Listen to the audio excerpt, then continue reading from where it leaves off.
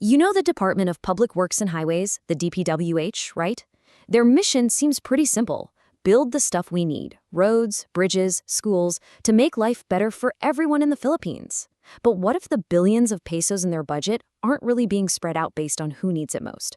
What if there's a whole other system running the show? Let's dig in. And that brings us right to the heart of the matter, the big question we're trying to answer today. Is our national infrastructure money being divided up fairly? To figure that out, well, we've got to follow the money. Okay, just look at this. It's a tale of two districts. On one hand, you have Ilocos Norte's 1st District, population about 320,000 people. Over 3 years, they got almost 16 billion pesos for infrastructure. Now compare that to Rizal's 1st District, the most populated district in the entire country, with 1.2 million people. They got less than half of that. So wait, 4 times the people, but less than half the money? How is that even possible? The answer, it turns out, isn't a brand new system. To really get what's going on here, we have to talk about something that's being called the new pork. And it all comes down to one little word that's been causing a whole lot of buzz: allocables. So what in the world are they? Well, think of an allocable as a spending limit, a ceiling budget for DPWH projects in every single district. But here's the really crucial part. It's not Congress that sets this limit. It's determined by the executive branch before the national budget is even voted on and passed into law.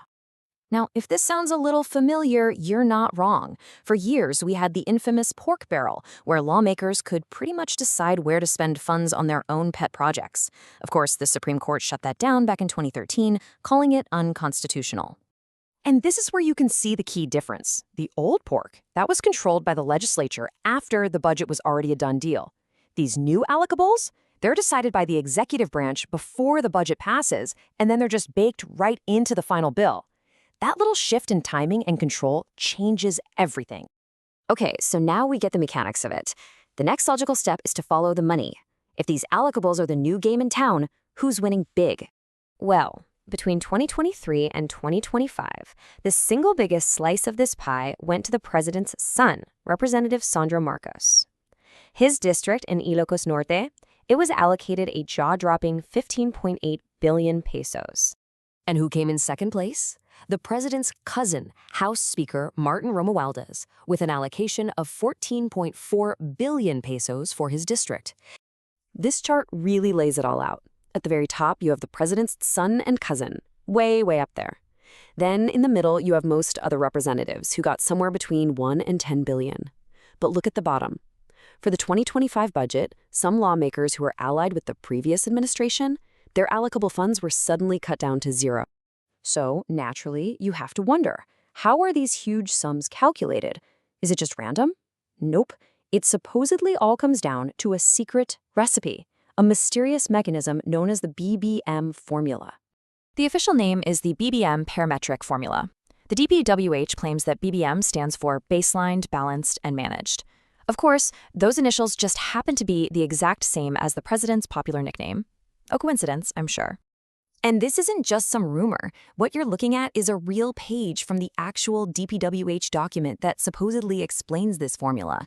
It's filled with complex terms, but according to former officials, it's so convoluted that pretty much only the person who invented it actually understands how it works. In fact, it's so opaque that the new head of the DPWH, Secretary Vivencio Dizon, has gone on record saying, and I quote, "I do not understand it." He's actually promised to get rid of the formula entirely, but not until the 2027 budget. But just when you think you're starting to get the picture, here comes the plot twist. It turns out that these allocable funds, they're only one piece of a much larger puzzle. We've been throwing around billions of pesos in these allocable funds. But is that the whole story? No, not even close. Let me introduce you to the non-allocables. In the proposed 2025 budget, this other pot of money totals 732 billion pesos. To put that in perspective, that is more than double the size of all the allocable funds for every single district combined.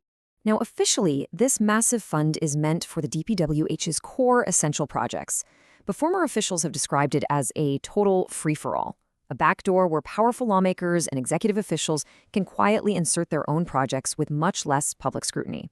Representative Toby Tiangco put it bluntly, He said non-allocables are either for DPWH or they have already been bought. He's basically suggesting that many of these huge projects are already spoken for, secured by contractors who pay to get them.